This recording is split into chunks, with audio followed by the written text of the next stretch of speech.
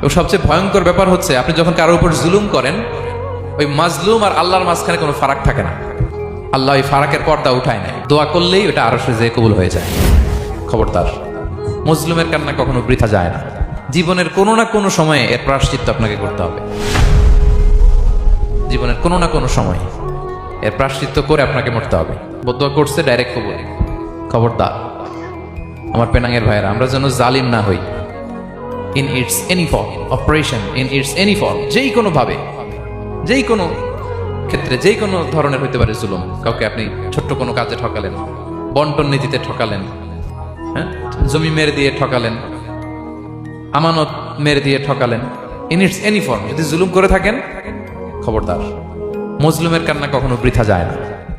জুলুম শুধু আমাদের জন্যই হারাম না, আল্লাহর জন্য হারাম। আল্লাহ তাআলা বলেন হাদিসে কুদসিতে, ইয়া ইবাদি, হে আমার বান্দারা, ইন্নী হারামতু যুলমা আলা নাফসি, আমি জুলুমকে আমি আল্লাহ নিজের উপরে হারাম করেছি। ওয়া জাআলতুহু বাইনাকুম মুহাররামা, এবং এই জুলুমকে তোমাদের উপরে হারাম করেছি। ফালা তাযালামু, তোমরা একে অপরের উপর জুলুম করো না।